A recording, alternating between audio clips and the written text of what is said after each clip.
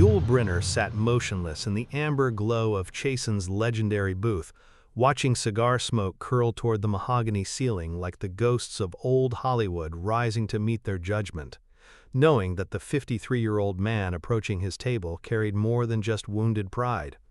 He carried the dying breath of an empire that refused to acknowledge its own twilight. November 1960, West Hollywood, 11:30 on a Tuesday night when legends gathered to measure themselves against the changing times, and America's most beloved cowboy was about to discover that some thrones couldn't be defended with swagger and tradition alone. If you're fascinated by untold stories of Yul Brynner's most legendary confrontations with Hollywood royalty, subscribe to Yul Brynner Untold Legacy for more hidden moments where different eras of masculine authority collided in unforgettable encounters.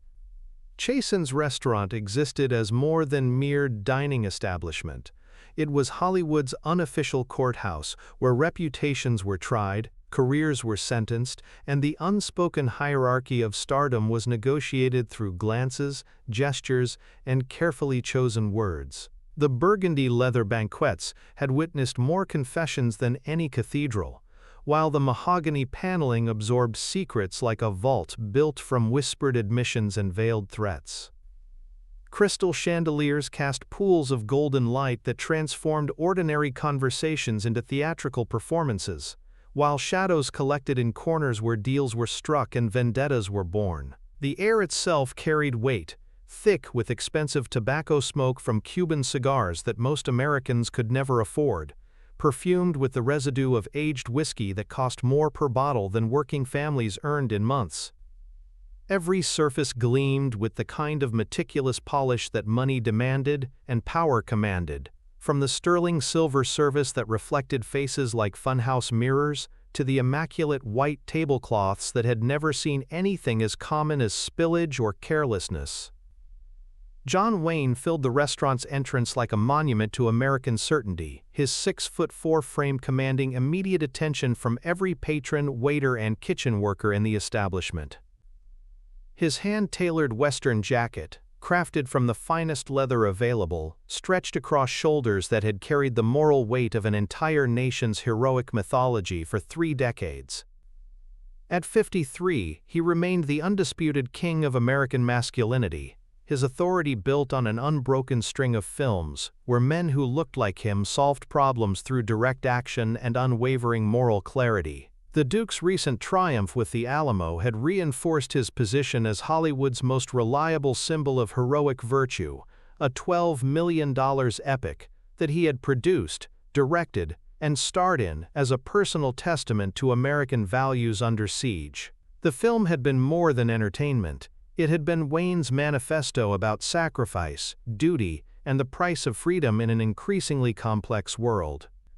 But tonight, something different darkened his legendary blue eyes, something that went beyond professional competition into territory that threatened his fundamental understanding of what American heroism meant.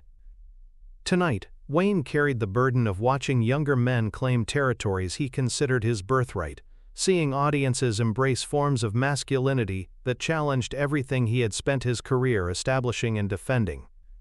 The Magnificent Seven had exploded across American consciousness like thunder, announcing a fundamental cultural storm, introducing audiences to a different breed of hero entirely. One who commanded through stillness rather than swagger, who spoke in whispers that somehow carried more authority than the boldest declarations. Box office receipts told the story with brutal clarity. Audiences were hungry for something that Wayne's traditional approach couldn't provide, something that seemed to emerge from different soil entirely. And at the center of that revolution sat the man Wayne now approached with measured steps, each footfall carrying the weight of someone preparing for a confrontation that would define more than personal rivalry. Yul Brynner occupied his corner booth like a king holding court in carefully chosen exile, his black turtleneck and perfectly tailored dinner jacket creating a silhouette that seemed carved from polished obsidian. Everything about his posture suggested complete comfort with extended silence, absolute confidence in his ability to dominate any space through presence alone rather than through calculated demonstration. His Macallan Scotch remained untouched beside his right hand, ice cubes melting slowly in crystal that refracted the amber light into geometric patterns while he studied the room with dark eyes that seemed to catalog everything and judge most of it wanting. The contrast between the two men was profound and immediately visible to anyone with eyes to see it.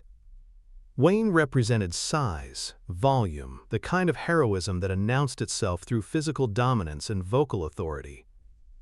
Yul embodied concentration, intensity, the sort of power that whispered rather than shouted, but somehow made everyone lean closer to hear what it might reveal. "Brynner," Wayne said as he settled into the opposite seat without invitation or preliminary courtesy, his massive frame making the spacious booth seem suddenly cramped despite its generous proportions. "Heard you've been making quite an impression with that cowboy picture of yours." The words carried challenge carefully disguised as casual conversation, acknowledgement wrapped in layers of subtle dismissal that only Hollywood professionals would fully decode. Wayne's tone suggested that he viewed the Magnificent Seven as an interesting experiment rather than genuine competition for the throne he had occupied without serious challenge for most of his adult life. "John," Yul replied, his accented voice cutting through the ambient restaurant noise with surgical precision that made every syllable seem individually considered and specifically chosen. "Good evening." 2 words, nothing more. No elaboration, no reciprocal pleasantries, no acknowledgement of Wayne's obvious attempt to establish conversational dominance through the sheer force of his legendary personality.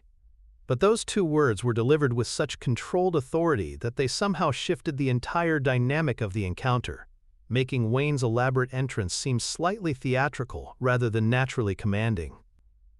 Wayne signaled the white-jacketed waiter with the casual gesture of someone accustomed to immediate service, his movements carrying the effortless dominance that had defined his screen presence for 3 decades. When the bourbon arrived, Wild Turkey 101, neat, no ice, he took a substantial swallow before continuing his careful evaluation of Hollywood's newest and most unexpected threat.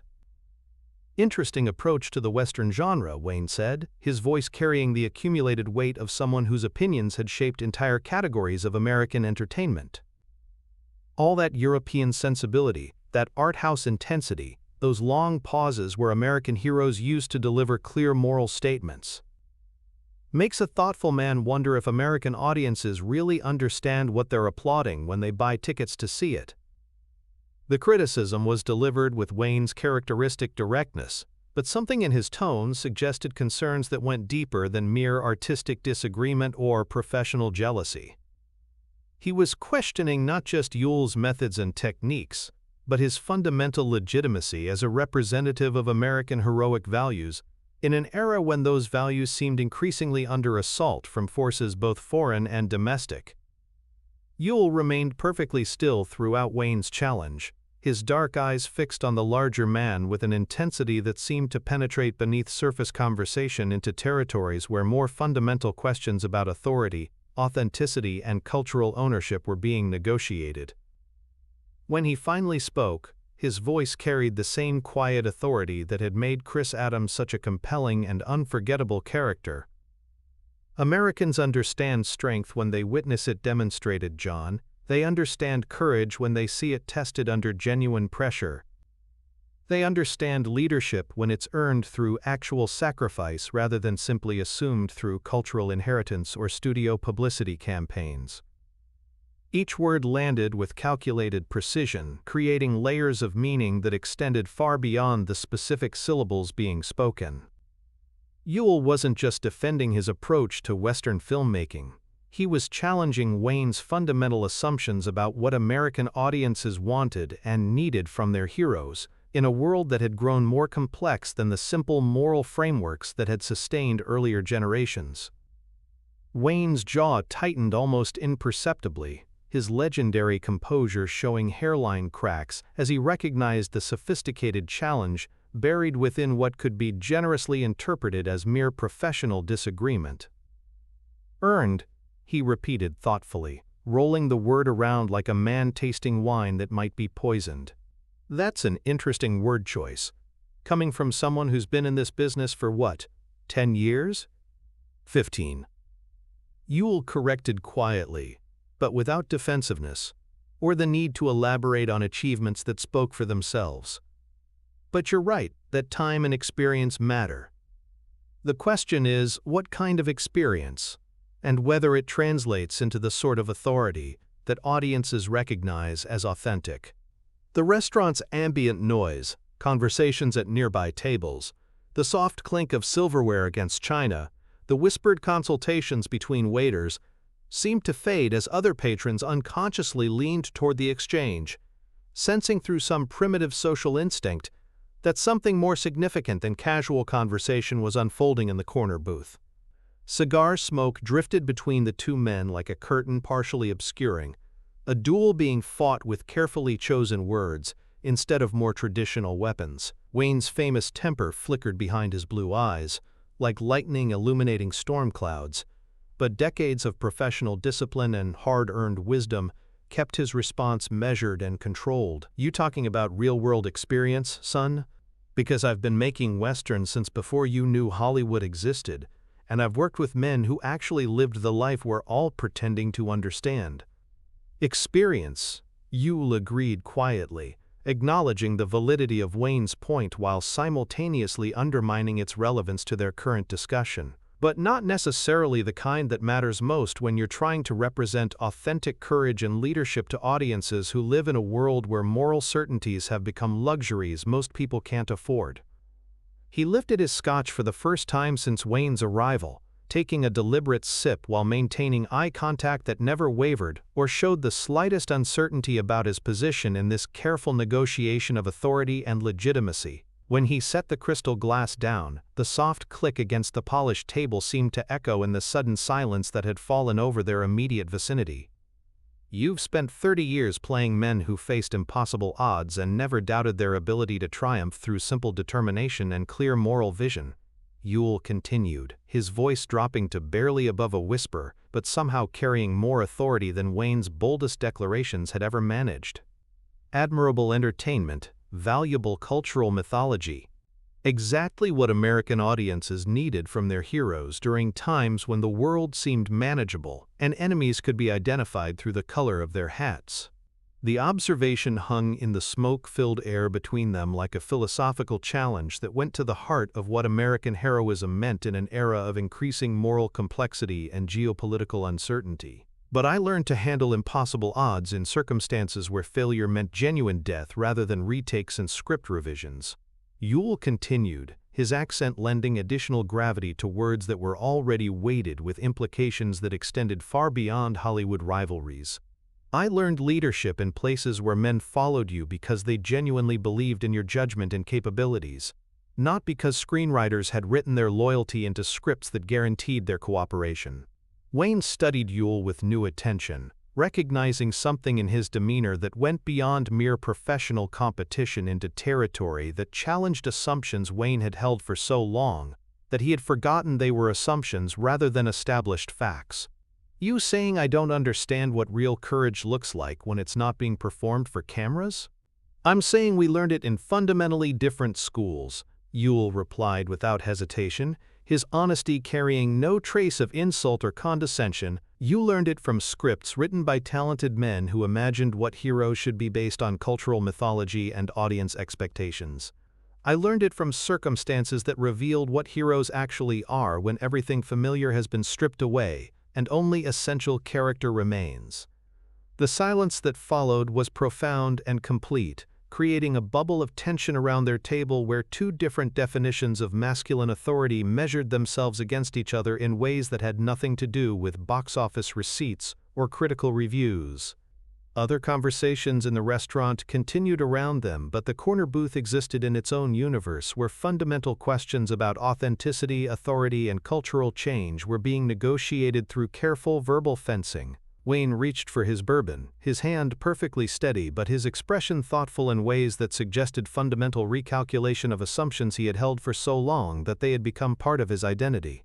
When he spoke again, his voice carried less challenge and more genuine curiosity about perspectives that might expand rather than threaten his understanding.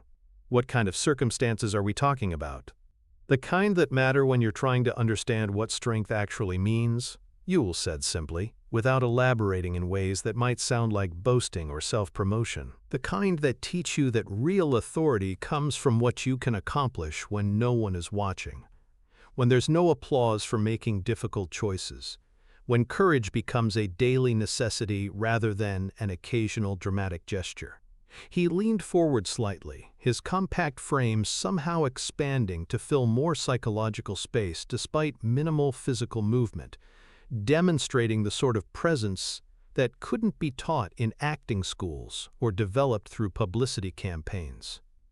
Your heroes are admirable and necessary, John. They represent values that America needs to remember and defend, but they also represent moral simplicities that current circumstances no longer permit intelligent people to embrace without significant qualification and context. Wayne absorbed this philosophical challenge while studying the man who had articulated it with such quiet certainty, recognizing that he was confronting not just a professional rival, but a fundamentally different approach to understanding what heroism meant in a world that had grown more complex than the frontier mythology that had sustained his entire career. Different wars, Wayne said finally, after what felt like several minutes of careful consideration. Different battles, different definitions of what victory actually means, different requirements for what strength must become in order to remain relevant. Yul agreed, acknowledging Wayne's concession while offering his own recognition that both approaches might have legitimate claims to authenticity and cultural value. The tension that had characterized their exchange gradually dissolved, replaced by something approaching mutual recognition between masters of their respective crafts, who had discovered that competition need not require the destruction of either competitor. Wayne finished his bourbon while Yul returned attention to his scotch, both men understanding that they had just participated in something more significant than casual professional rivalry or territorial dispute.